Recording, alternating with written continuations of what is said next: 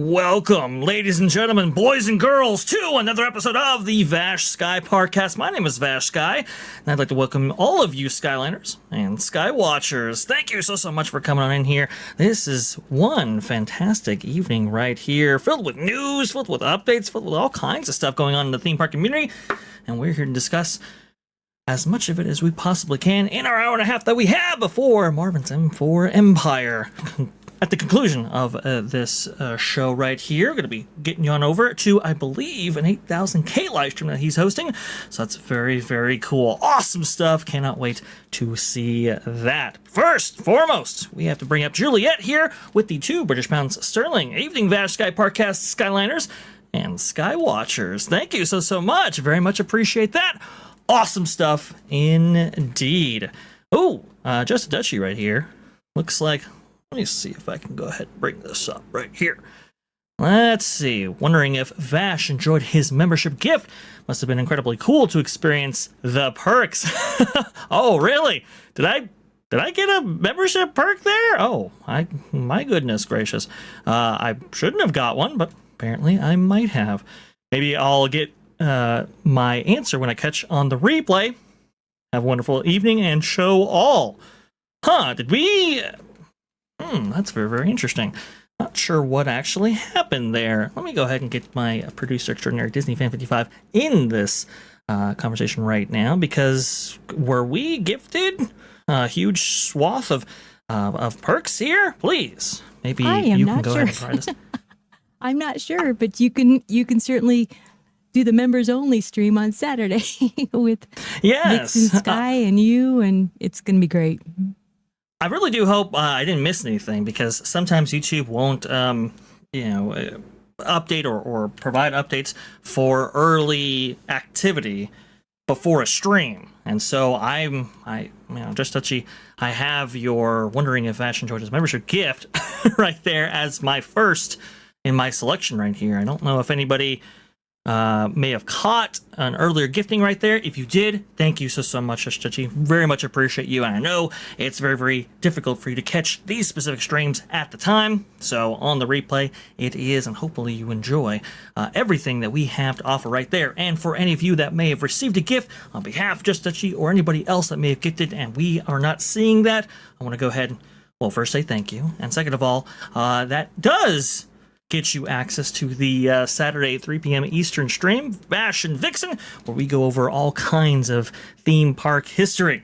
In this upcoming episode, we're going to be talking about the Disneyland Railroad, and specifically Walt's love of trains and how that inspired him to really build out Disneyland. It's ambitious in scope. We hope to go ahead and serenade you for an hour or two, talking about all of those things. Should be a marvelous show right there. It's going to be at Saturday, 3 p.m. Eastern for our members out there. All right, and Disney Fan 55, is there anything that we are missing right here before going on to our first story? No, I think we've got it all. We've got so many people in the chat. Thank you so much, Sky Watchers and Skyliners, for joining us today. Absolutely. Thank you so much for that. I just want to make sure that we don't miss anything before going on to our first story right here.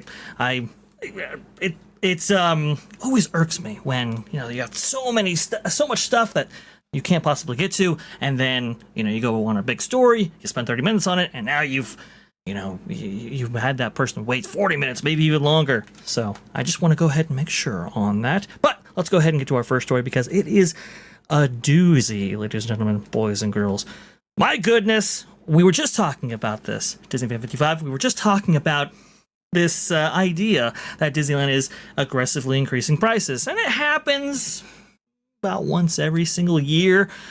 Well, for the first time that I've ever looked at this, at least with a the hairy eyeball to this degree, it happened twice in 1 year. Yes, they increased food prices again. This time, a variety of different menu items to add to those hundreds that they've already increased. Let's see here. Mickey Visit has the story. Disneyland hit with more price increases and have expected ticket prices. Oh yeah, that's coming too, I'm sure. This by Lindsay Brookshire. July 28th, 2026, just weeks after Disneyland raised prices on hundreds of quick service items across the resort. Now, the round of price increases has arrived, this time primarily affecting table service restaurants. Many menu items increased in price, with alcoholic drinks reaching a new higher medium price, plus a price hike on popular dessert snack items. Because, of course, if you want to go ahead and get yourself a cold brew or maybe perhaps an alcoholic beverage, maybe that favorite snack over there at the Candy Palace. Oh, think again, gang. Think again. Since this is the second round of price increases on food items in the last month, based on historical trends, another major price increase could be coming later this year. And I do believe that is absolutely correct right there. Each summer, Disneyland traditionally raises its food and beverage prices, with last year's Disneyland food increase also happening in July. Once the summer price adjustment for food and beverage takes place, it's typically followed by a more expensive price increase in the fall. 2 weeks ago, we saw the first round of price increases impacting quick service food items, including common items guests order most, like soda, beverages, popcorn, churros, and more. Now that the food price increases have begun, it's time to also think about the upcoming annual price increase that has historically raised ticket prices. Magic Key Pass prices on other admission products like Lightning Lane, multi-pass, and parking. Fantastic right there. Now, I do agree that, yeah, they usually split up, food versus like admission, for example, but I've never seen food quite like this before. So to clarify, and you can see those price increases down the line right there, going back in 2015 all the way to 2025. Thank you so much, Mickey Visit, for presenting that information, so I could just seethe and get depressed that prices are so aggressively expanding right here. The second round of Disneyland food price increases impacted 13 table service restaurants, lounges, and bars across both theme parks and the resort hotels, with 291 menu items receiving price changes. The average price increase was about 6.5%, with the typical item increasing by $1. Many changes impacted the price of alcoholic beverages, including cocktails, beers, and premium spirit pours, while food items saw some of the largest dollar increases, with typical entrees rising by about $2 to $3. Guests will notice the biggest impact through higher costs for table service meals, which include some of the most popular dining experiences at the resort, like the Princess Character Dining. Yes, indeed. If we look at Theme Park IQ, which does an amazing job on X, you've got to be following this guy. Disneyland just raised table prices, 290 plus items included. 2 weeks after the quick service increase, Disney came back for the sit-down menus. We tracked 291 price changes across 13 table service restaurants, lounges, and bars at the Disneyland Resort. An average of increase of about 6.5%. Swipe for the full breakdown. We indeed will. 2 raises, 1 summer. Disneyland raised quick service prices early this month on 800 plus items, at about an 8.1% average in that case. This is the second round, and it hits the sit-down menus. Between the two, a table service entree, a cocktail, and a coffee for one guest costs roughly $4 to $6 more than it did in June. See right here, 4 numbers worth knowing. The portobello mushroom risotto going up 65% from $29 to $48. The Class Azul Reposado, I think, at the Hearthstone Lounge, that going up by $19 to $58.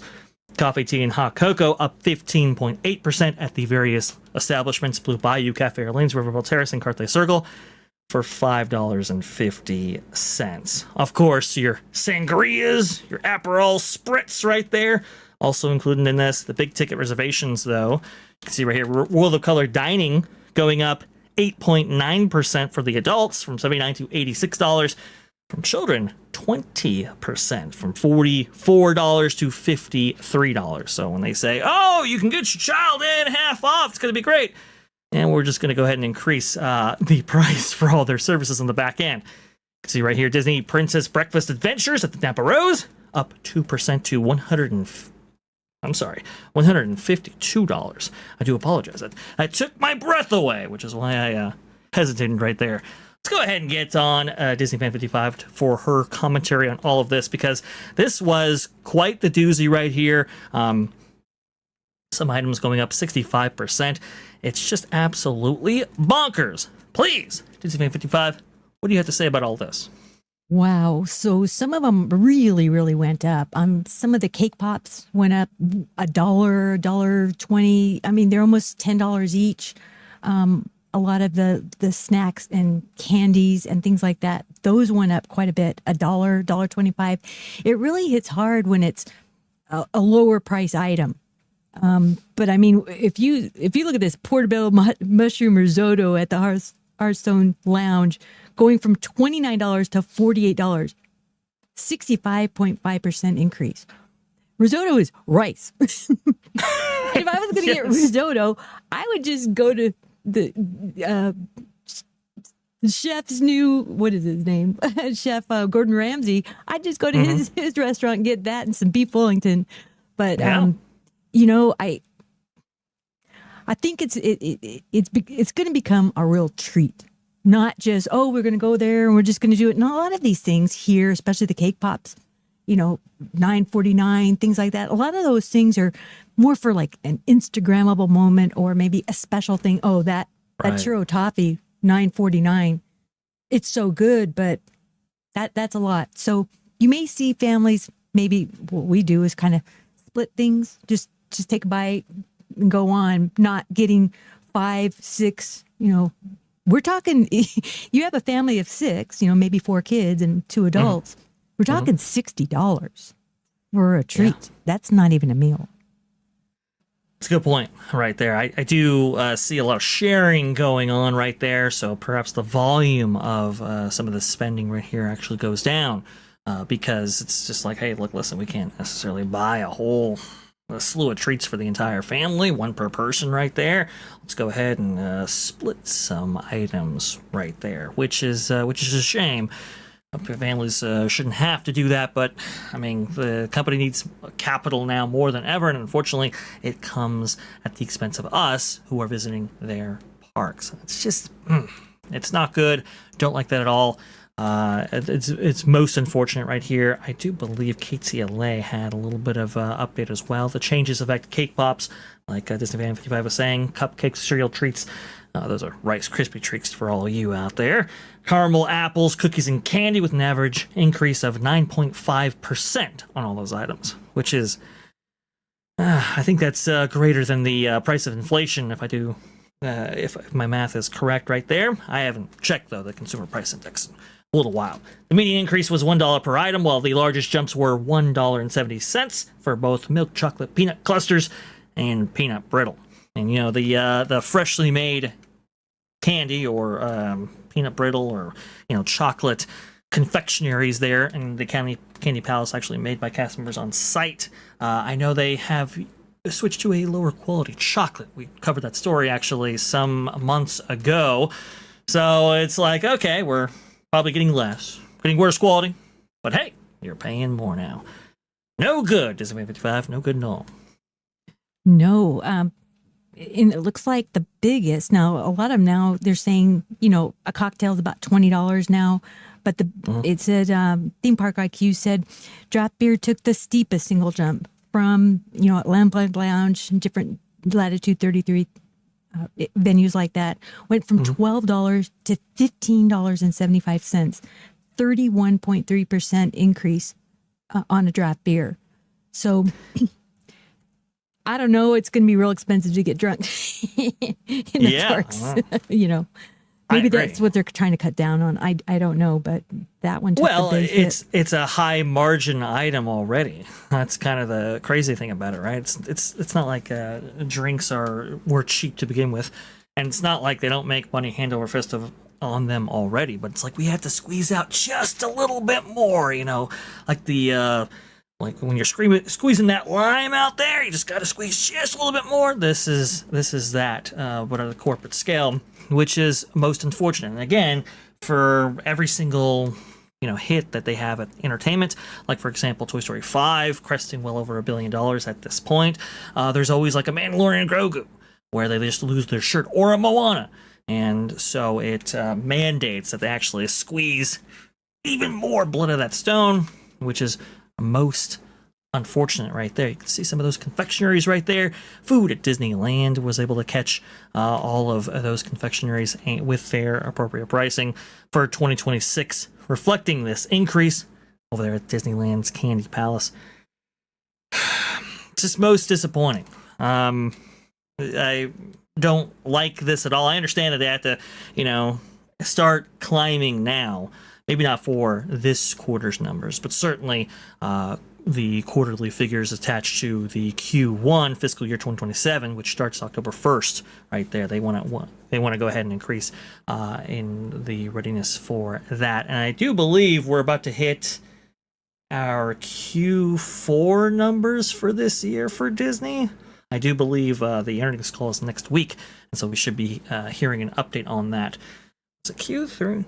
Is it Q4 or Q3? I think it's Q3 actually. Now that I think about it, but those numbers coming soon. Like I said, next week we'll have coverage on all earnings calls on this channel as well. Right there. Of course, I wouldn't live stream it like Valiant Renegade does. He does a phenomenal job. We'll go ahead. We'll get everybody up to speed after the conclusion of that earnings call right there. Yeah. These numbers are going to be fascinating to witness, especially with those, like I said, those box office woes they've had recently. Now, was there anything that caught your eye, Disney Fan 55, before moving on to our next story, please? Theme Park Wizard or Permit Wizard says, reminds me of when my park was broke on the roller coaster Tycoon, and I raised the prices, everything, and even charged for the bathroom. Haha. That reminds charged me for the bathroom? I guess. I don't know. Was that the day that the water was out? They could have got a lot of money off of that. Okay, we got this one bathroom that happens to be open, but for $20.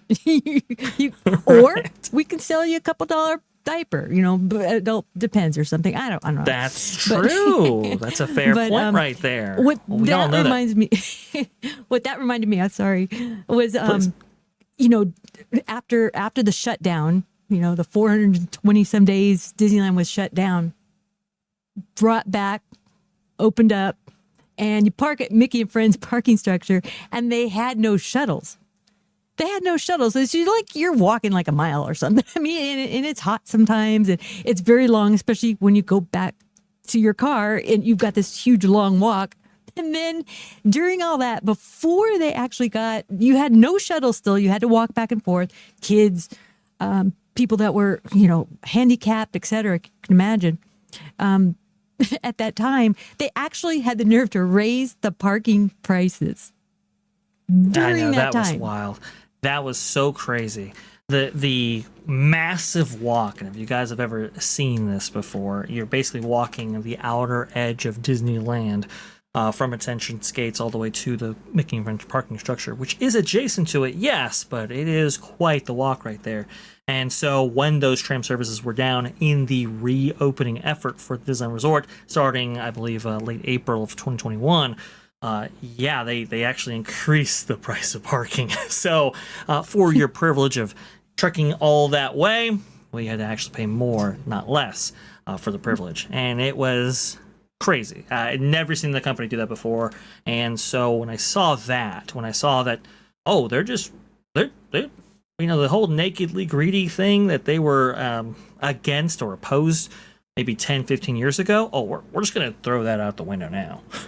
This is a new Walt Disney Company. If they're going to be charging you more for parking for less services than you received, and again, it was, mile something walk right there, which is no good.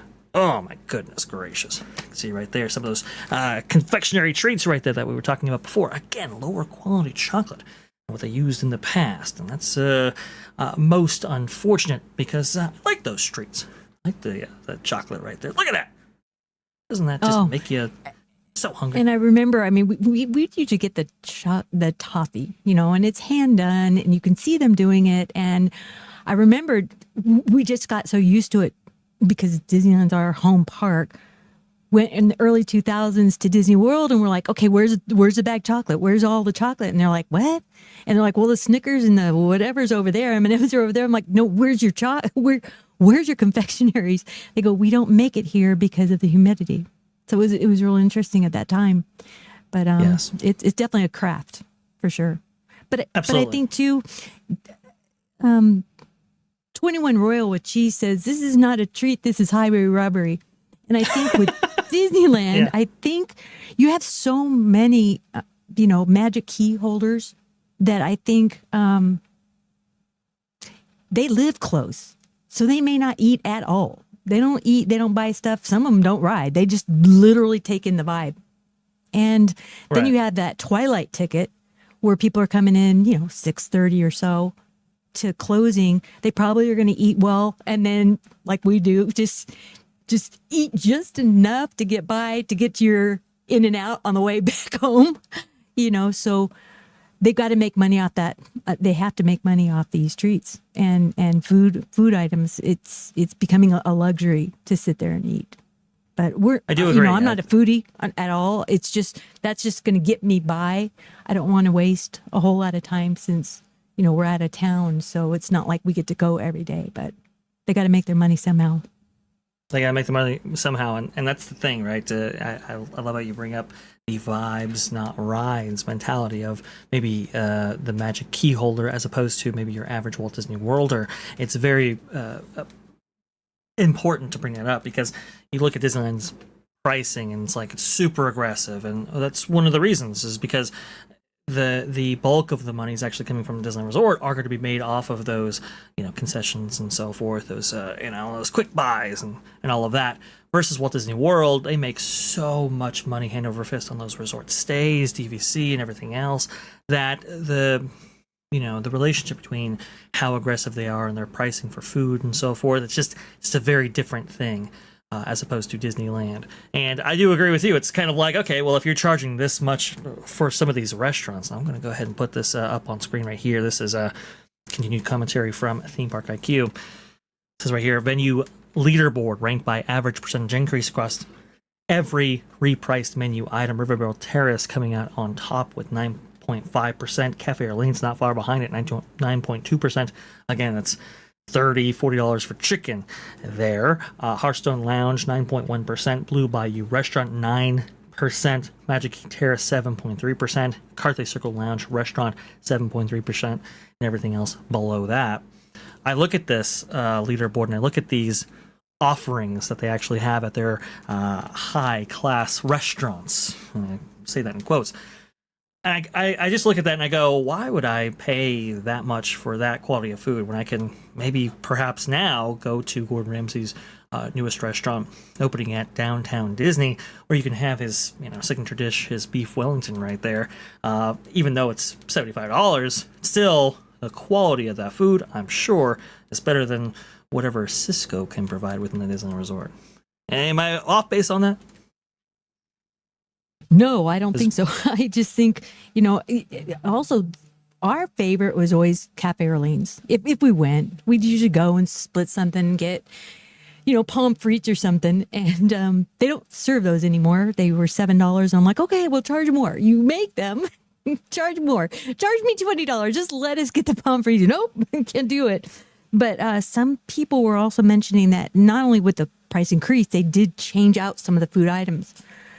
So one of the main ones, and it's a staple for years, is the 3 cheese Monte Cristo for people who are vegan. They removed quite a few of the vegan items, and they put like squash soup in there or something, and it's like that's not even close. So he's like, I literally just I canceled my reservation. I'm not going to go because they don't even have what I have eaten for years. It was kind of like it was like a celebratory time. Every single time we went, that's what he would get. And I love the coffee there and the vibe. And I always ask, I always make a funny joke with them and say, okay, we're gonna get seated. We're here. We've got our reservations. Can you sit us by the ocean? And they just look at me and laugh. It's really Rivers of America, but they laugh and they go, yeah. It's like it's not even a river. It's like almost like a lake donut shaped right there, but it's a river, not an ocean. That was always the joke right there. Now, I remember going to Cafe Orleans and getting the pommes frites and so forth, having some nice drinks, maybe had some nice entrees. It was absolutely fantastic, but it's become so expensive, even at Cafe Orleans, which has the digs and has a great, wonderful atmosphere, and is actually kind of the cheaper variant of Blue Bayou. Even that's like, whoa, it's just crazy now. It's just super expensive. And it's just simply not worth it. And I was going to bring this up as well. This by Dan Peterson right here. The fact that churro toffee is almost $10 is something else. Saw the tiger tails went up, or the tiger tails went up as well. Absurd. Yeah, exactly. I mean, tiger tails are just basically what? Coated marshmallows, basically. So we got to go ahead and drive up those margins. But I remember when the churro toffee was like $5, $6, something like that 10 years ago, and now it's $10. It's just crazy how much how expensive that individual product is. It is absolutely wild crazy. Certainly gone are the days when you can actually keep your receipt for your coffee, take it to the market house right there and get a refill on that if you actually retain your receipt. It's quite crazy to think about all of that in the context of today. Royal 21 Royale with cheese, though, coming in. First, and Peterson, crazy when my Starbucks drink is the value option now. Yeah, that's pretty wild. Speaking of coffee, Dan, fantastic stuff. 21 Royale with cheese. Vash, I'm reading that correctly, 7,000% increase since they first opened in 1955. Yes, that is correct. It is a massive, massive increase right there. And it's most unfortunate because Walt was very careful about the pricing as it related to the park. He really wanted to maximize value for guests, and was very critical of decisions like increasing the park of pricing. The price of parking there back in the day. I think it was like a quarter for a long time. For like decades, until the Michael Eisner era, where it was like, okay, we're going to go ahead and monetize these places to the maximum degree possible. But back in the day, Walt, and even at his competitive pricing right there, he even got pushback even in Walt's time. But he said, look, listen, we have a product like nothing else, right? We have a wide berth of attractions and select offerings and so forth, and so we have to be able to maintain those, and that's why our pricing is so high. Again, 7,000% lower than what it is right now. So it really is a sign of the times. Dude, man, cuz coming in here, though. Thank you so much. Good sir. Very much appreciate this. Vash, which new coaster are you most excited for? Hollywood Drift, Bakunawa, or the Dollywood Hybrid Coaster? That's going to be Night Flight Expedition right there. Which, by the way, I suppose I forgot to read this off actually yesterday when talking about Night Flight Expedition. The annual pass holder previews should be actually coming into effect pretty shortly right here in the month of August. So definitely check out those dates and see if you can actually get on a ride, because that would be very, very cool. I'd love to go ahead and, hey, maybe we can interview you on the channel and you can talk about it, because I am most interested on this. But do man, cuz, to answer your question right there, I think out of all of them, I think Hollywood Drift for me. Hollywood Drift is absolutely fantastic, and I have, maybe I'm biased because I have a personal history with it, right? It was a story that I covered way in the early part of its formation, when that amazing art first leaked right there all those years ago. I've been following that project ever since very, very closely, and I'm definitely a fan of Intamin coasters. Hagrid's Magical Creature Motor Adventure, Accelerator over there at Knott's Berry Farm, Velocicoaster, all of that, and it evokes a lot of what makes those coasters great right there. So I do kind of have a bias there. Hollywood Drift certainly looks absolutely awesome. I'm very curious how Bakunawa is gonna be. I know a lot of people are concerned about the capacity, but if in fact you can ride it, right? It would have been nice if they completed the circuit. I think Wizard actually provided that commentary to me yesterday, and I do fully 100% agree. It'd be great to have a complete circuit for Bakunawa and increase that throughput right there. But in lieu of that, it's still a very ambitious coaster for Max specifically right there. And I'm very curious how that's all going to work out and what that experience is going to be like, because it fascinates me to no end. Dollywood, though, very important in possibly shifting that park to maybe perhaps an all-year operation, which would be very, very cool. But to have a very themed dark ride like that, I think it's going to be phenomenal.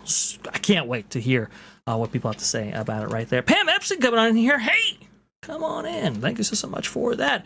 Very much appreciate that. And that is awesome to see you again, Pam. Going back to the WWE Pro days right there. Awesome stuff.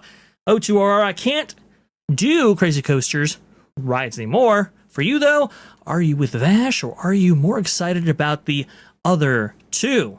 Yeah, dude, man, cuz let me know what you're most excited for and why. Love to go ahead and get that reasoning from you, because I think it's very, very cool, and so much discussion around these coasters. It is just phenomenal. And look at this, Charles Furrer here, very excited to go to Disneyland 10 days until, hey, get on in there while the getting's good, especially before they actually increase prices. I've heard the weather, I think Disney 55, should the weather be calming down in Anaheim, or is it going to be more aggressive here in August? What do you think? Well, the nice thing about Disneyland is, because it's by the ocean, it can be hot. Now, it can be 85 degrees and it feels really hot in the day. So we would usually do shows or something like that, indoor rides. But in the morning, it's cool. The minute that sun goes down, 4:30, 5, 6, whenever that sun goes down, you're getting jackets. So definitely bring a jacket. You will need one. So it gets cool versus, Arizona is just 100 degrees, plus. It's going to be 118 pretty soon, all day and night. So I wouldn't even worry about it. Just have a great time and do the indoor rides. Definitely try to, check out the Fantasyland Theater with the little shows. Oh, yes.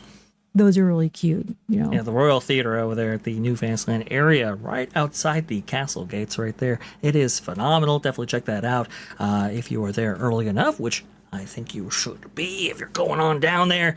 Try to get early and try to get into one of those shows. It's phenomenal. I do believe they rotate between Rapunzel and Beauty and the Beast. And it used to be that Rapunzel, or Tangled, I should say, was in the kind of morning shows, and Beauty and the Beast were in the kind of the afternoon shows right there.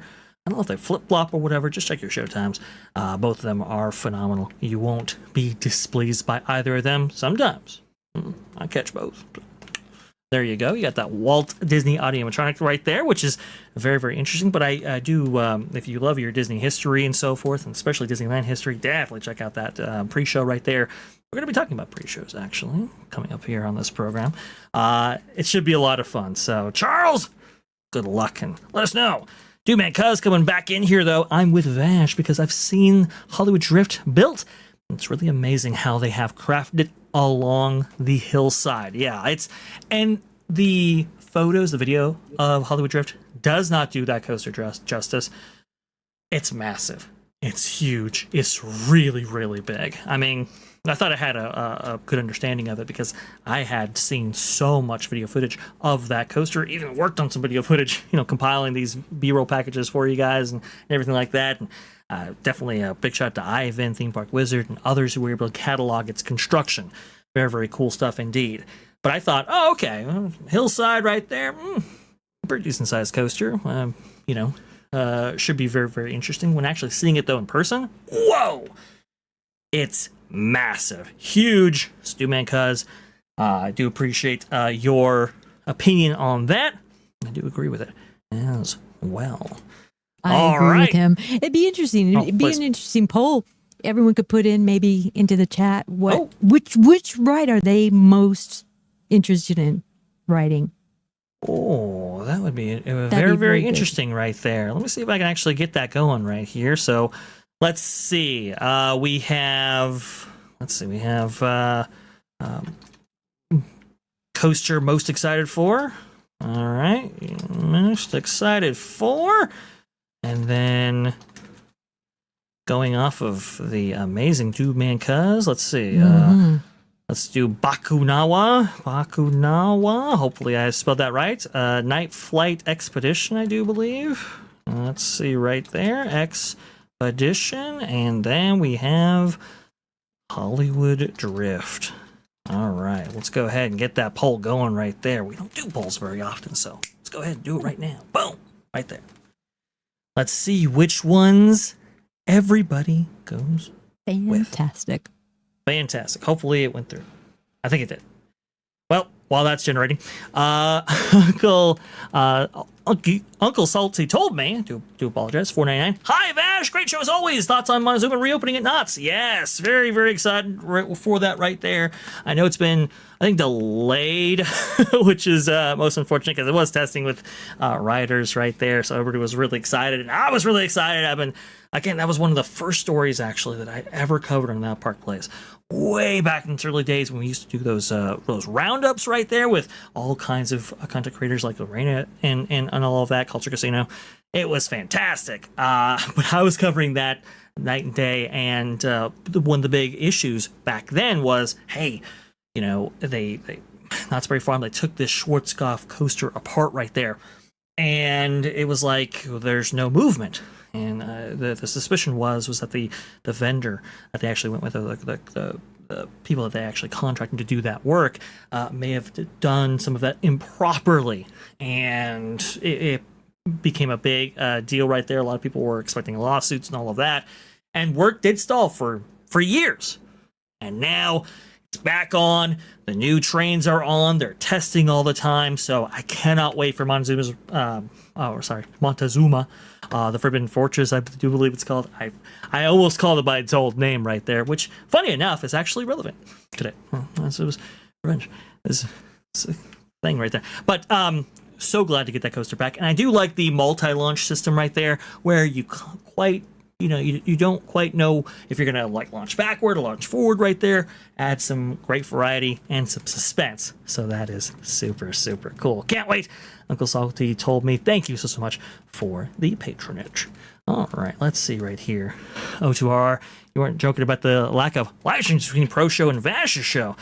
Yeah, it's interesting right there.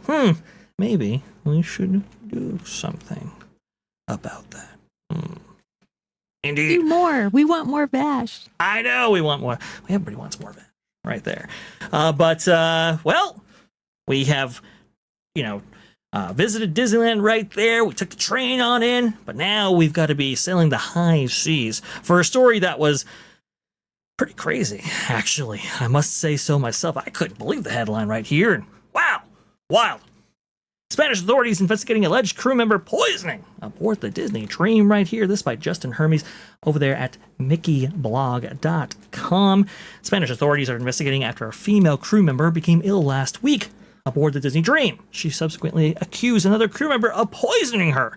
According to Faro de Vigo, I do believe, via Cruise Hive, the incident in question took place on Friday, July 24th, just as the Disney Cruise Line vessel arrived in Vigo, Spain.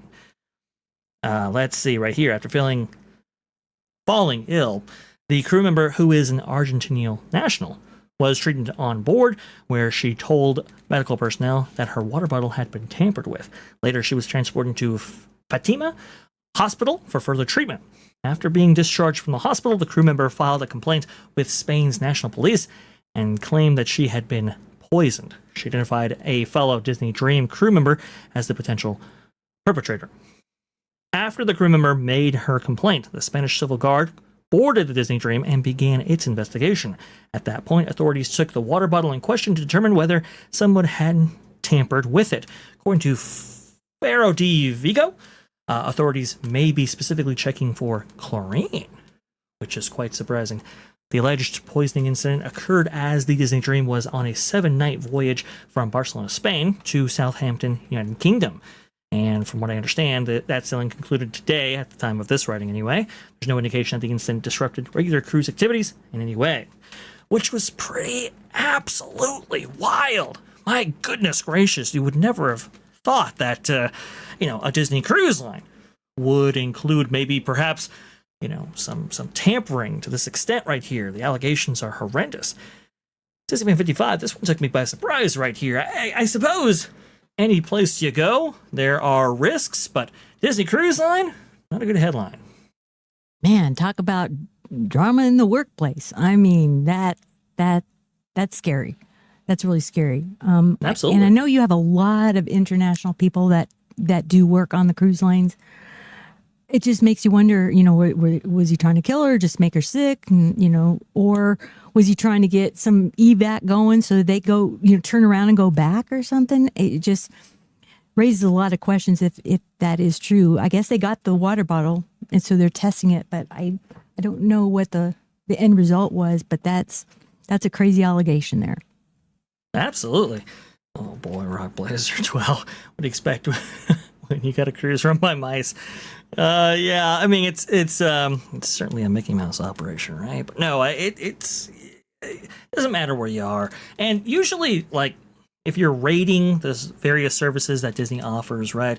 We've talked about Disney Plus before and how it's not much of a service at all. Actually, we've talked about their films and television and all of that, and varies in quality for sure. Theme parks, we love theme parks, but they have been on decline lately. One thing that you can't say is that the cruise line doesn't deliver. The cruise line absolutely does. I think it's one of the best operations Disney has within its portfolio. There's no question about that. It's going to be very, very pricey, and even that too is diminishing somewhat, but it's still absolutely awesome to experience that. To actually have this happen right here, ooh, not good, not liking that at all. But hey, it's I suppose not only is it a sign of the times, but also too it's something where you no matter where you are, maybe those elements create a false sense of security. So always be on the lookout right there. You always got to have one eye open for stuff like this, and not good. Interestingly enough, they are, a lot of people will say they're double the price of everyone else, but the service is still top notch. So everyone, I've never been on one, you have, but they're like, Disney does know how to satisfy the guests and do that white glove treatment. As a matter of fact, laughingplace.com had the Disney Cruise Line has been recognized as the best large ship cruise line in travel and leisure, latest World's Best Award, 2026. Yeah. So, they win awards constantly right there. Obviously, Josh D'Amaro and others have pointed out at length about the fact that people who sail with Disney Cruise Line are very encouraged to sail again. But more than that, though, a lot of people who sail at all will only do so on Disney Cruise.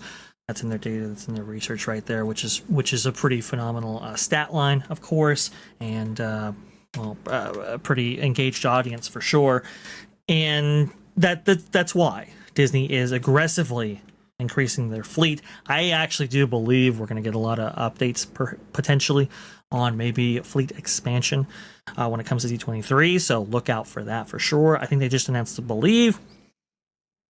and that's some details regarding that new cruise ship right there.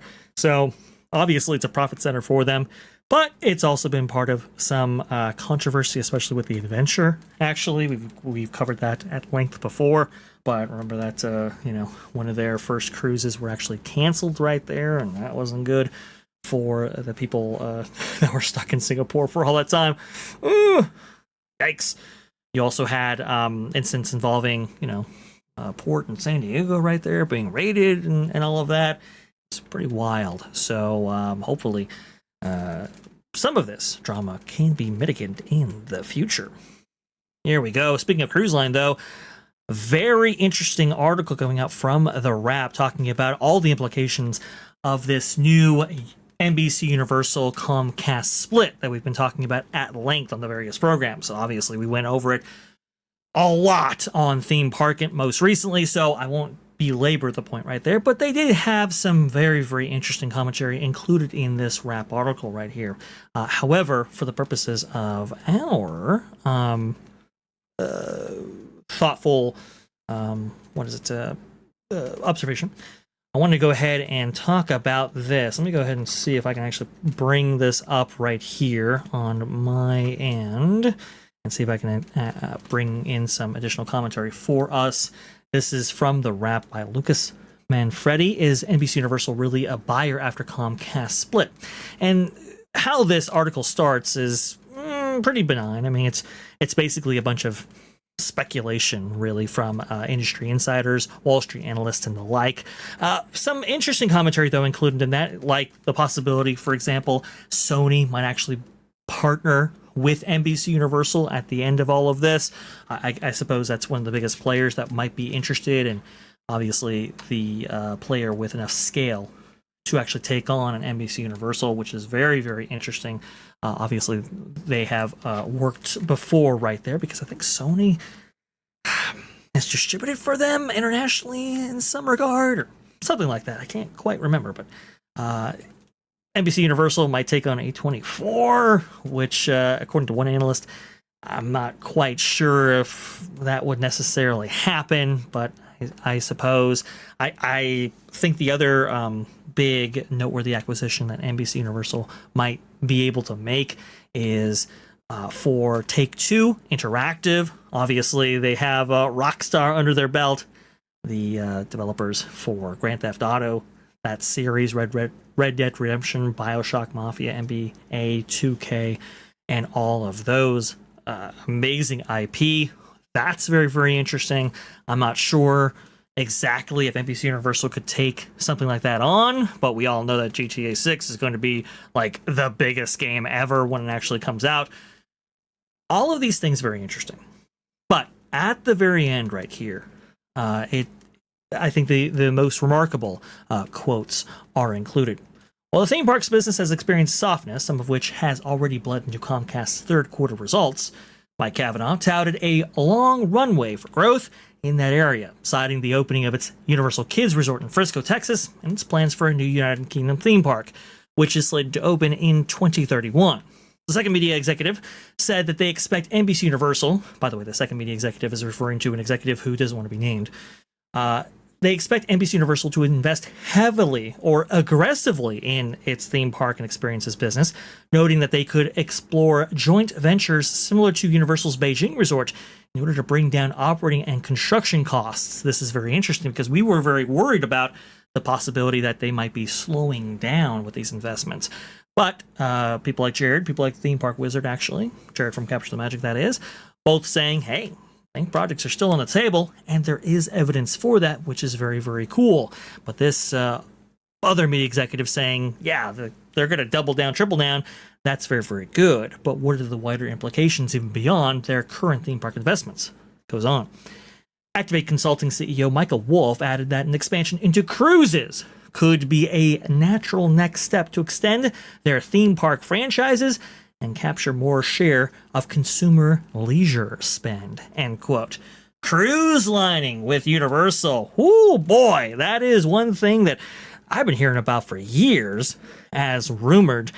And in my opinion, I mean, Universal being a player in cruises would be absolutely phenomenal. Now, they might actually partner up with a cruise line at first in a very similar manner that Disney did. You can just imagine how they could leverage that IP even on someone else's cruise line right there. It'd be a great licensing opportunity for them. Disney 55, would you go on a Universal cruise with all those great characters like Jurassic Park and Minions and, I don't know, Fast and Furious perhaps? What's your thoughts? Interesting. I've never gone on a cruise before, but it's so funny because I watch all the cruise videos. You know, Tim Tracker and Theme Park Express. I watch them all, but I've just never been on one. And you know, there was some comments on this article from Boardwalk Times. Some of the comments were talking about the IP. We're like, what kind of IP are they going to do? Would they acquire some IP to throw on these ships? Someone said it'd be neat to have a Jaws themed bar with screens all around, stimulating the bottom of an ocean. Jaws appears every 30 minutes, bites the entire bar, screen turns bloody, and the shark themed water poolside area via a swamp. Someone else mentioned that Universal doesn't even run their own hotels. So Disney's kind of lucky that their cruise business was founded in an era where the company was taking big risks and investing in areas outside the expertise. Someone else mentioned, not sure Universal fans are as rabid as Disney fans are, but I could be wrong. So I would probably take a Disney cruise first, for sure.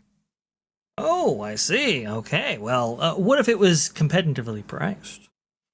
Yeah, if it was half the price, I probably would go on You see, Universal. that's the thing, right? Yeah. You can play around with it, and we've seen Universal actually manipulate that pricing right there. Maybe not base cost, but certainly with deals and so forth, try to get people in and try to get people excited about Universal product right there, especially from the annual pass holder programs that they have and how those work, especially when compared to or juxtaposed against Disney and its annual pass holder program. Very interesting stuff. I think they would do something like that. I think they would be competitively priced at least at first, and then maybe increase as the popularity expands. But that's the thing. Cruise lining has boomed so much that you actually have countries in various locations actually putting restrictions on cruise line because of how many visitors that they're actually getting. So I think if Universal were to enter that market, I think they will find plenty of buyers willing to give their cruise and operation a chance. Right. I think with Disney, the cruises, just looking at the hotels, you've got all the resorts, upscale resorts. Of course, the new ones are more bland, of course, and kind of worry now about the Kidani Village. They're shutting that down. Yeah, for 2 years. So hopefully they don't ruin it. I don't know. But from what I understand, the Universal hotels are much cheaper, but then they're not as luxurious. So it's kind of if you went on a cruise, are you wanting more luxury? Are you wanting the white glove treatment, or are you taking the kids and you're just trying to go on a cheap cruise, just cheap getaway? So it kind of depends on what you're after. Again, if it was my once in a lifetime cruise, I would probably go on Disney for sure. Right, between the two. Okay, that's fair enough. I mean, I would think that Royal Caribbean certainly has a fantastic market right now, very affordable as compared to a Disney cruise. So could we get a player in there that maybe is a little bit more expensive than Royal, but actually has some IP, maybe geared towards children in some cases? That might be pretty cool. They could also diversify their lineup, maybe have adult cruises versus children's cruises and stuff like that, or adult-oriented versus children-oriented cruises, I should say. That could be very, very cool if they actually go down that road. So a lot of possibility right there. I just think it's phenomenal. So now that you have other maybe executives in various industries actually suggesting that they could do something like that, I think it's awesome. Very extraordinary right there. But we've got a super chat right now. O2RR, thank you so much for coming on in here and providing that super chat. Thank you. With $4.99. Oh, before I forget, did you hear about the complaints Hollywood Drift got? It seems screams can be heard to where the nearby locals are upset. Yes, so the Toluca Lake residents apparently are very upset about the Hollywood Drift coaster right there. Apparently it, people have been suggesting that it sounds like somebody getting deleted is what the terminology actually used right there. Well, obviously not verbatim, but you get my meaning right there. Those Toluca Lake residents not pleased about the screams that they can hear from the coaster while it's in action.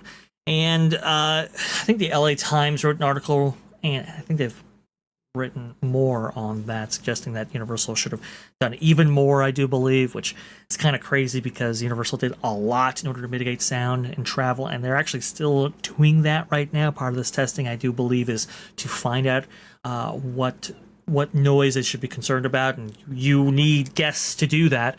So I think it's very, very interesting that even with all this testing, even with all this consideration being made by Universal themselves, you still have people outraged about what they can actually hear or can't hear. I do believe they were starting to set up microphones in various areas most recently, which is very, very, good to see if you are a resident who is, upset about these sounds that have been coming from the hill there. And I do believe, speaking of Toluca Lake testing, by the way, I know this update from Theme Park Wizard on Toluca Lake HOA, sharing their Instagram post right here, had some very, very interesting commentary about the testing procedures. Roller coaster testing update from Universal from Friday, July 31st, and Sunday, August 2nd, Monday, August 3rd, 9 a.m. to 9 p.m. No testing. Saturday, August 1st, no rider testing. August 4th through the 7th. Next update by Friday, August 7th, right there. So they're actually telling you when they're going to be testing or should expect testing, that being that Friday through Sunday this weekend right here, and Monday from 9 a.m. to 9 p.m. Very, very cool. Theme Park Wizard saying, here's the roller coaster testing schedule for Hollywood Drift. You could expect potential soft openings on the disclosed dates. A soft opening will not happen on the dates that say no rider testing. So very, very interesting how they're disclosing this, putting it out there. But for all of you who want to, have the chance of catching a ride on this coaster, very relevant information. Something that I myself that is fantastic that they did that. Have you ever seen a park put out when they're soft opening? I thought that was fantastic that they did that. Yeah, I think it is really cool. It does speak to the unique nature of Universal Studios Hollywood, right? Because it's so close to a residential area like that, and well, because Toluca Lake residents have voiced their displeasure on the testing procedures for this coaster or the sound that emanates from it. I think Universal is kind of in a unique position to bring forth this information, but it really is interesting. I've never known of a park actually doing that in this way right here. Pretty crazy. Pretty great, though, because everybody who's looking to maybe ride this, as you can see on screen right now, a lot of riders very excited to ride this coaster for the first time. Right. Now they can kind of plan accordingly. I think it's really, really very cool. Man, I really want to get down there. And catch a ride on this thing. Our poll is showing right now Hollywood Drift is winning. So 44%, Bacanawa 33%, Night Flight Expedition 22%. So they're pretty close, Bacanawa and Hollywood Drift, but Hollywood Drift is definitely winning. But it's just a little regional park. It's just this little regional park. Nobody knows about it. It's really kind of interesting how all of that works right there.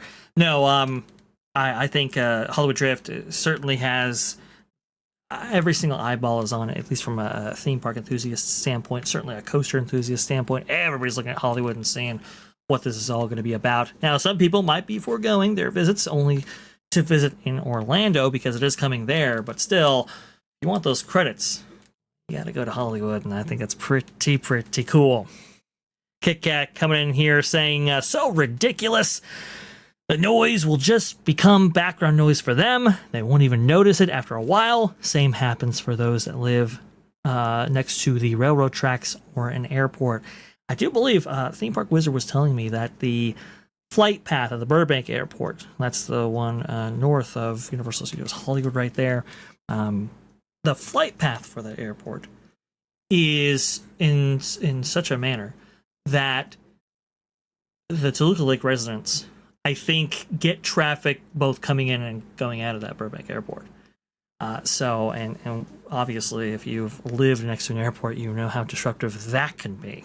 It's kind of like, okay, well, you're complaining about screaming, which obviously is more frequent. There's no question about that. But you already live in maybe a noisy area that perhaps maybe several residents, as a result, have taken steps towards mitigating themselves. I don't want to go ahead and, cast aside their grievances flippantly, but I think Universal's doing all they can to mitigate so many of these issues, especially like light pollution and stuff like that. I remember those meetings right there where they were talking about that. They're very, very considerate. That's why you don't really see a lighting package attached to this coaster, even though it'd be awesome, and I'm sure Hollywood Drift in Florida will get one. You don't see that here because of that consideration for the neighbors right there. And the screen tunnels, I mean, that's pretty dense installations or infrastructure in order to mitigate that noise complaint right there. The retaining walls they've actually set up. Again, they're doing a lot, and they're setting up microphones right now in order to get a real idea about what kind of screams are going down this valley right here. And if it's something that they can actually reorientate the cars to mitigate, well, then that would be fantastic. But from what I understand, they're all within spec, they're all within code right now. So very interesting stuff indeed. Rock Blazer, I'm afraid you're just too darn loud. It's great. Huey Lewis quote right there from the original Back to the Future in 1985. Which, by the way, would be cool if these cars actually played Back to the Future music. Maybe during FanFest. Come on, Universal, make it you already have happen. You already have the speakers. Let's go. It's I know. It's kind of like Galaxy's Edge. All those years you were saying they've got the Atmos, they've got everything set up. Just turn on the music. Just turn it on. Just turn on the music. Yeah. Someone on X actually said, "Who would not want to live by happy screams like this, like by a carnival or something? Who would not want to live by that? Really, it's kind of exciting." I'm not sure about that. Happy screams, but I think people are very, very happy on it. Yeah. There's certainly some thrill, which is very, very interesting. I remember talking about Star Wars Galaxy's Edge, how at least at Disneyland, it's right by the fireworks launch point, and the fireworks would go off, and it would be nothing in Star Wars Galaxy's Edge. And that was the case for years. And all of a sudden, it's like, oh, yeah, fireworks go off here. Let's go ahead and do a music package for this. And it's like, thank you. It took you forever, but you finally got that. And then now, obviously, we have themed John Williams music right there in the land as well, using that Atmos system that they, talked about at length during the opening of Star Wars Galaxy's Edge. Kit Kat, I agree Disney's doing a lot to accommodate their neighbors. They're trying, but this park is going to grow, and significantly, as has been pointed out actually by Theme Park Wizard, who had actually this update on his X account. Another indication of a new project coming to Universal Studios Hollywood with this new job posting. That's for Senior Project Planner and Scheduler. In fact, this is the post right here. NBC Universal is one of the world's leading media and entertainment companies. We create world-class content, which we distribute across our portfolio of film, television, and streaming, and bring to life through our global theme park destinations, consumer products, and experiences. We own and operate all of this, which I get. Be part of the team that helps make memorable moments for our guests each and every day. Working with us means thriving in a fast-paced environment as we create a seamless experience for our guests. Join our team of passionate and creative storytellers who inspire memories that last a lifetime. And so when you look at a senior project planner scheduler, it's like, what are you trying to plan for? What are you trying to schedule for? And in fact, I was looking at this website as well and did the keyword project right there, Universal Studios Hollywood.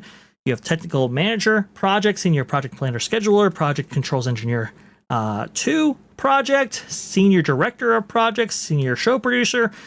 It does kind of seem to me, as has been illustrated by Theme Park Wizard, that after Universal Studios Hollywood successfully opens Hollywood Drift out there, it does seem to me that they're ramping up for even more after this. And I think it's most important to point this out, that the ultimate plan for Universal Studios Hollywood is to make it a resort property, right? To actually have hotels on site.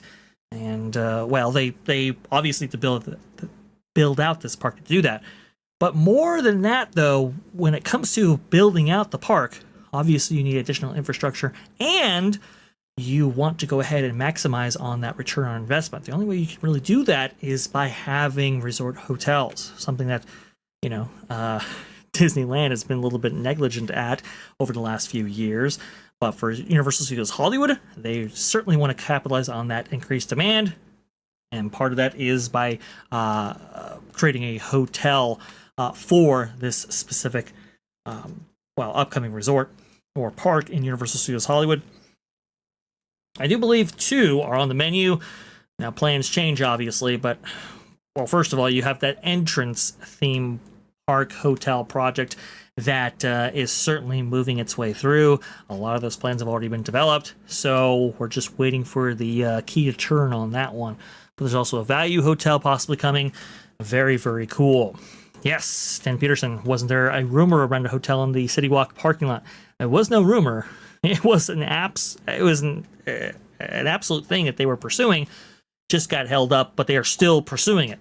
That's the thing. It is still coming one way or another. They've already made some infrastructural changes to how the resort operates in order to prepare for that, but I expect it will be coming thusly. And I think Disneyland 55, you actually said before that if they did have a hotel, you'd be inclined to stay there, right? Absolutely 100%, because I'm not staying in LA. There's no way. Just no way. No. So we usually stay by Disneyland, which is more the resort area, a little bit safer, a little bit, close to Disneyland, and we just drive. But it can be an hour, hour and a half, or longer to drive from, say, Disneyland on over. Now you can take the train, from what I understand. You could take buses, but we usually just drive it and just drive back home. Now driving home at night, super quick, because the freeway is not so backed up. But yes, if they put in a hotel, that would solve a lot of people's problems. I think I would probably stay there. I'd go to Universal and I'd go to Magic Mountain from there, and kind of cut the trip up that way is what I would do. I would definitely stay there. Fantastic. Yeah, I mean, I would very much be inclined to stay at Universal Studios Hollywood as well. I think that's one of the difficulties about visiting the Southern California area, is that if you do set up a residence next to Disneyland, well, especially with traffic, it could be as long as 2 hours, perhaps even more, to get from the Disneyland Resort area to Universal Studios Hollywood before they actually open. So it's quite it requires a certain amount of dedication to fulfill that, versus if you were maybe necessarily staying there and perhaps you were moving from the resort area to LA for a period of time and staying at one of the resort hotels. That could be much simpler when it comes to the itinerary and being able to stay at various locations in the Southern California area, visit various locations. It just could be much better. And I would even say that might actually offer you the opportunity to go to Valencia as well and visit Six Flags Magic Mountain while staying at Universal Studios Hollywood. Right. I'd argue that it'd be much easier. Yeah, I just think a little safer. They are making a security bubble. There's a lot. They're having to do a lot of switching around. Yep. It's kind of Tetris over there to get this hotel room for it. But I just think it's a little safer. As someone who in the 70s literally went to Hollywood and got every single thing that we had and owned stolen. It just doesn't leave you, and that was in the 70s. We went to the police department and they were like, look in the trash cans. They just laughed at us. You're like, we had a hatchback and it was like 5 of us and we had all of our luggage, all of our stuff. We didn't even have a toothbrush to wake up to. We had nothing. It was all stolen. And they said, what, you were in Hollywood? You were in Hollywood and you left all your stuff visible? We're like, yeah, we were just seeing the Merv Griffin show. Of all things, they said, you don't leave a quarter on the seat in Hollywood. That was in the 70s. Ooh. So I just think just safer, more family, and they do very good as far as their pricing. They're not doing usually $1,000 a night rooms, So I think it's going to be fantastic, a fantastic addition to that park. They need it so badly. I do agree. I think they need it very, very badly. And it's one of the things that's kept Hollywood back for all this time. Perhaps they are going to overcome those issues. Speaking of overcoming issues, though, very, very interesting things happening in the expanded theme park world outside of Hollywood or California. This includes Orlando, specifically with a brand new park, Epic Universe. I'm sure you all heard of it. Untrainable Dragon will be closing for refurbishment at Epic Universe. This is by Cham Lee over there at That Park Place. Guests planning to visit Epic Universe this September should be aware of an upcoming refurbishment, the Untrainable Dragon. Temporary closure will affect one of the park's live entertainment offerings for nearly a week. Entrainable Dragon, located in How to Train Your Dragon, Isle of Berk, is scheduled to close for refurbishment from September 15th through September 20th, 2026. This marks its first refurb since it opened with the park May of last year. Universal Orlando has not announced the reason for the temporary closure. The resort also has not shared details about the work that will take place during this refurb. But I can kind of conclude, actually, that they're going to be working on a couple of things here. See right here, Oddfellow favorites Leo, or Rust in Pieces, I do believe, on X. Quite the name. Hey, so Untrainable Dragon really sucks with no drummers and no vocals. You can see right here some of the video of this actually happening with no drummers taking place, even though the music is actually playing, which was not good. I love this show so much, but this was such a bad experience. I don't know exactly what the issue was, but it was really disappointing to watch half the show be missing. Now, I don't know how regular of occurrence that is, but it has had some technical problems in the most, recent past. But even if you extend it out, I remember us covering that, being Jonas and I as part of That Park Place. I remember us covering a story in which Hiccup and Toothless right here, this amazing flying effect that you actually see right there as part of the show, which is absolutely fantastic. I do remember this story right here. You can see right there, Toothless hung up there, stationary, and not actually moving for a period of time. Not good. It's not what you want to see. Now, they were able to overcome that issue. There's no question about that. But, these show experiences, they can't run 24/7. They do have to go down for a period of time to just make sure that everything is tip-top shape. And I think commentary provided by Tom Bricker over there at the Disney Tourist blog actually said that this September closing period right here might be a low time for them. That might be what they're tracking or projecting, and that's why they feel confident that, okay, if we're going to go ahead and take this down, at least, especially before the holiday season, let's go ahead and take it down at this specific point right here. Disney 55, I cannot wait to go to Epic Universe. One of the things I want to see the most when I actually go to Epic Universe is, they have amazing rides, but these shows look phenomenal. They do. At least they are prioritizing shows. Disney's got to. That's a good point. Buck it up a little bit. We need those shows. We need something in the Hyperion Theater. That's huge. So this is one I want to see for sure. This is so cool. The Hyperion is such a fantastic venue. It really, really is. It's really phenomenal. They only reopened it after its closure in 2020 as part of the big shutdowns right there. They had that Frozen show, which was quite good. Maybe not quite as good as Aladdin, because Aladdin, I think, kept the show fresh with the genie and everything, but it was very well produced. Either way, very expensive to operate and run, from what I understand. So it was like, okay, let's go ahead and discard the show. And everybody was thinking, okay, well, when the parks are back, obviously it'll open with a new show. And that didn't quite happen, not until the summer of 2023, when they had Rogers the Musical, which was fine, but not fantastic. And now it's been dormant ever since that summer. So, not good. Don't like to see that. I like Universal placing an emphasis on these type of experience right here, these entertainment experiences, because I think that really does round out your day and very much helps, right, in a park that could succumb to bad weather, where it takes half the park down because a lot of those coasters are outdoors, etc. So very much like to see that. Love this. Don't love this. I like to see 100%. I agree. But and going back to the cruise line, so Disney can still do shows. They still can. If you've got them on these shows, these Broadway productions on the cruise ships, they can definitely put them in the parks again and restore those with Fantasmic and everything else. But it does run out your day. You can go on rides over and over and over. It's pretty much going to be the same thing. But when you get live entertainment, we said it for years. Those shows, Aladdin, we would see it every single time we went, several times usually. But Aladdin, Frozen, they were so good. It was like, we'd say it was worth the price of admission. Those were Broadway shows. We're talking a good 45 minutes to an hour show. Yeah. It was fantastic. Oh, it was phenomenal. Aladdin was fantastic. Even Frozen. It was very, very good right there. I love going to Disney California Adventure to the Hyperion and see those shows.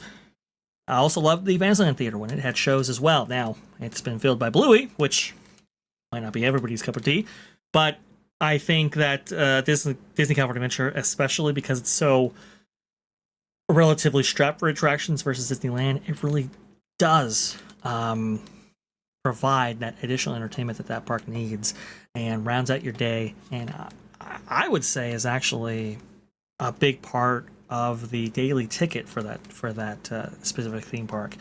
You know, it's very interesting. It's like if you get like a multi-day pass, do you necessarily want to use up one of your entire days for just Disney California Adventure? I think that decision is made easier with a show there. And certainly for price of a park hopper, it might be worth actually tacking on to your multi-day visit if a Hyperion show was there. Versus Epic Universe, well, they have a show day one, and it is awesome. But we'll be down for a period of time. Just be aware of that. Now, speaking of shows and everything else, Disney's Animal Kingdom has a show about zoogetherness, which is very, very interesting. Alicia Stella, though, has an update on this particular program right here because it's not the best show out there. It's a little bit confusing and so forth. We heard that from surveys early on that didn't quite know what was going on. It's very zany, it's very fast paced and all of that, especially for Animal Kingdom. And well, certainly if you compare it to It's Tough to Be a Bug, they had it replaced. But starting today, this being yesterday actually, starting today, Better Together now features new enhanced storytelling elements at Disney's Animal Kingdom. After taking feedback from guests, Disney is plussing the show to make it better, including the addition of Patrick Warburton reprising his role as Mayor Wind Dancer. All right. I mean, I guess. Alicia Stella did actually view this presentation right here with its additional pre-show, which is what this is. I saw the new version. The mayor's speech appears before the main show and sets up the plot that someone is ruining the celebration. New fog effects, sound mix completely improved for easier to understand dialogue, and a few new lines explaining how Judy cracks the case at the end. So they did hear the feedback. They know that this show is not all it's meant to be. And a lot of people were like, oh, Imagineering is back, you know, with the new Muppets overlay for Rock and Roller Coaster and all of that. And people were quick to point out that, well, within the last 6 months of that opening, you had the opening of this. And it's just, you know, you do have various teams that work on this, but Imagineering back, we get to see from those bigger projects for sure. Alicia Stella goes on, though, more confusing attractions should add a scene before. Ministry Ride adds Shackle on screen before dispatching, explaining Umbridge has escaped and is heading towards them in the time room. Quote, last time she did was she was trying to steal a time turner to bring back Voldemort, so stay alert. Indeed, you know, sometimes these creatives, right, they have these big ambitious ideas that, oh, everybody will listen to every single piece of dialogue no matter where it is. And it's like, that's just not how an average theme park guest works. You know, it's very much like, hey, here's my brain. I'm going to go ahead and give you that for a few days. Don't lose it. As I traverse through this park without one, apparently. I've heard that description before. So, sometimes you have to dumb this stuff down. And I will say, even Mark Davis was like, hey, attractions aren't the best storytelling devices, like narratively, like beginning, beginning, middle, end kind of thing. I do agree with that, and this show certainly was very convoluted. I do like that they're addressing this, but I don't know if it's necessarily going to solve all of its problems. What do you think, Disney Fan 55? You think people are going to be lining up like they did on opening day for this thing because of this new pre-show by Patrick Warburton, as talented as he is? No. No, I don't. You know, I haven't seen the new show, but I have seen The Bug's Life.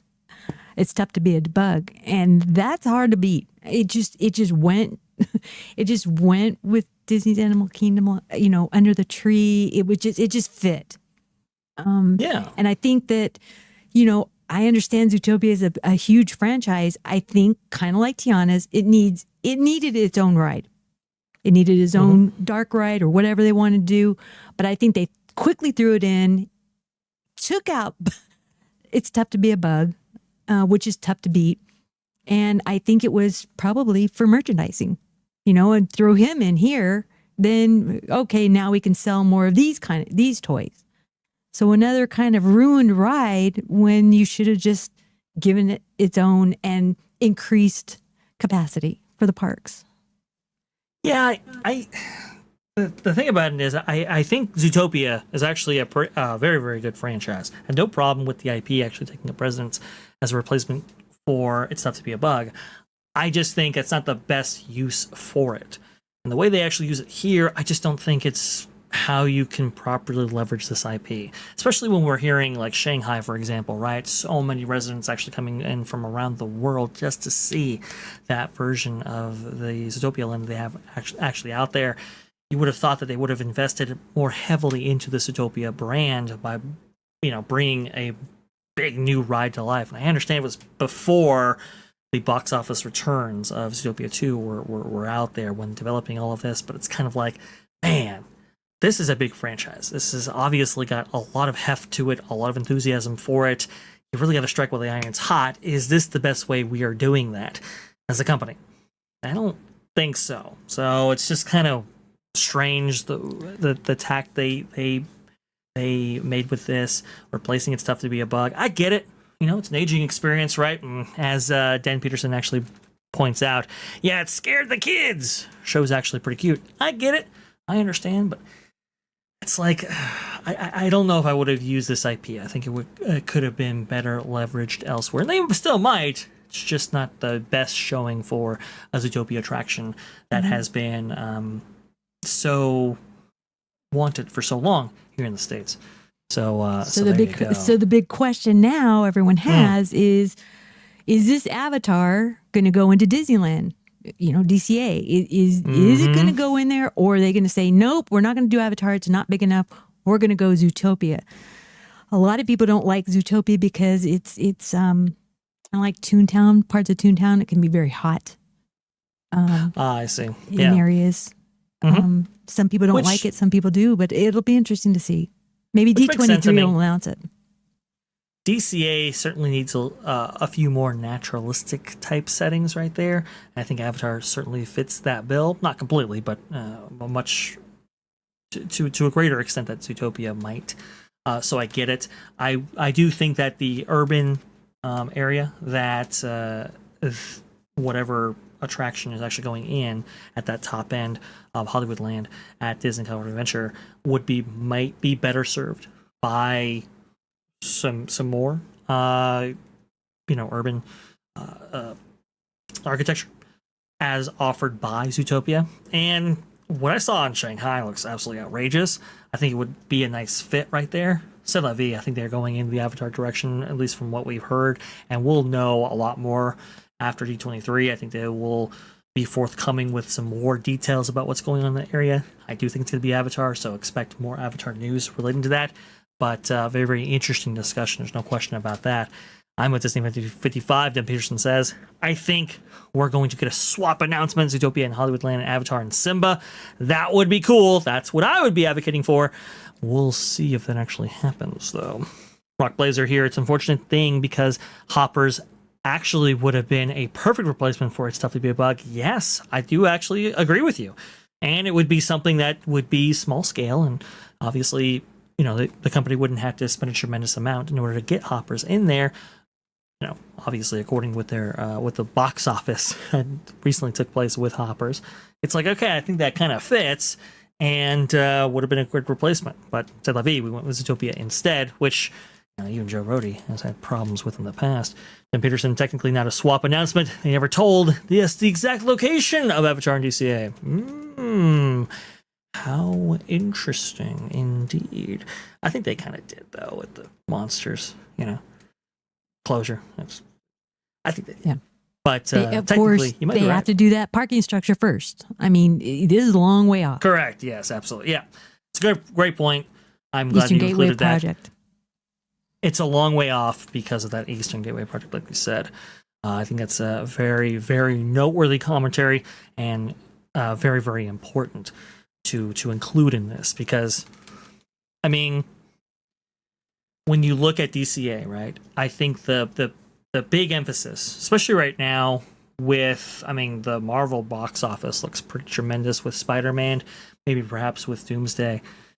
They're going to want to focus on Marvel, especially at D23 and all of that. We should be getting the most detail about not just Stark Flight Lab, but certainly the Infinity Defense attraction that DCA is going to get, right? So, like, all that, the momentum is there to bring out more information, and certainly to get the groundwork laid for that specific attraction. I know they're rushing to get that building up and get it enclosed and get some stuff in there, which is a big time deal. Coco is next on the list, and then Avatar. But like you said, Disneyland 55, the Eastern Gateway side of this whole thing with Disneyland Forward is going to be the biggest impediment to getting whatever it is that is coming in that Hollywoodland area. They need to address that first, get that parking structure up, and then we can actually work on all of that. And I say that parking structure because what's likely going to be part of this to Disneyland Forward project is a replacement for the transportation center that's north of Hollywoodland. So they need to take that, reposition that, build the structure, get going on Avatar or Zootopia, whichever one eventually wins out. Disneyland 55, do we have an update on our poll? We do. I was just going to mention Hollywood Drift is winning by a long shot now. So thank you to everyone who voted. So Hollywood Drift, we had 59%. Oh, yes. Hollywood Drift. Yeah, looks like at the very end there, 58% for Hollywood Drift. I'm sorry, Night Flight Expedition actually coming in there with 24%. I do believe, was it higher in the list earlier? Night Flight Expedition or Baccanoa? It was. They were. Yeah, I think they were flipped right there. Yeah. Baccanoa at 18% right there. So thank you so much for voting right there. That is awesome. Love that. And I love everybody getting involved. We have done a poll. So that's pretty cool that we had that. Dan Peterson here, Fresh Baked, has shown the work is beginning on the new parking garage and gateway, but it'll be for a while for sure. Yes, indeed. Fresh Baked does some excellent content, by the way, which, by the way, I do believe this show starts right now, after hours. So I would encourage everybody to join the M4 Empire and say hello to Marvin and everybody else that it will be part of that tremendous celebration, I'm sure. But if you are, perhaps looking for more theme park coverage, Fresh Baked's got you as well right there. So there you go. Fresh Baked, awesome stuff. He's usually on at 7. So he's like an hour. Oh, 7 p.m. Pacific time. Oh yeah, is that right? Okay.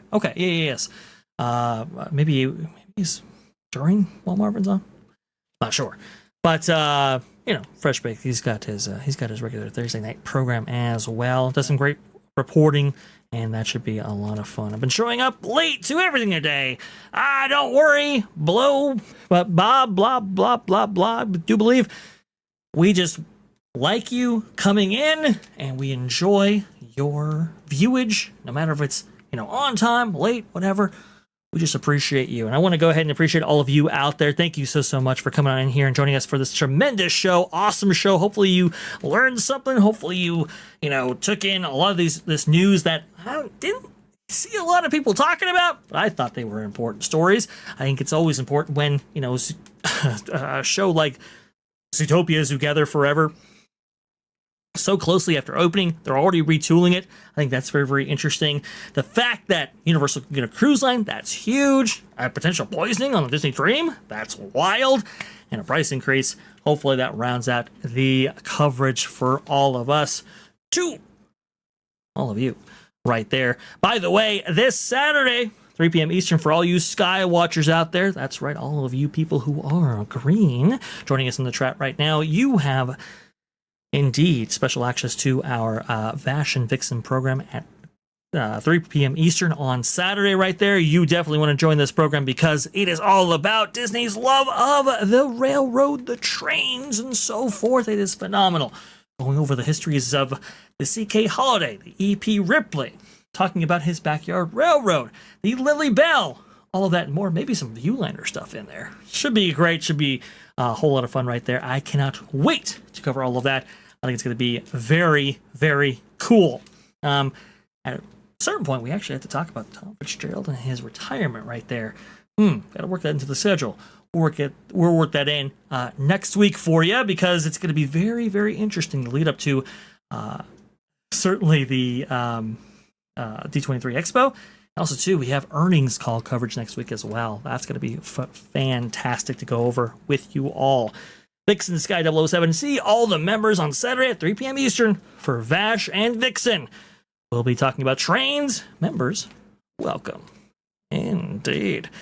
Disney Fan 55. You can find her at X. Let me go ahead and get that on screen right now.